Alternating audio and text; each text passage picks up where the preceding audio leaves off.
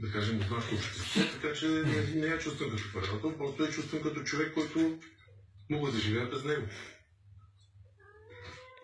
Ваня, какво е дете? Кого от твоите съквартиранти номинираш за изгонване?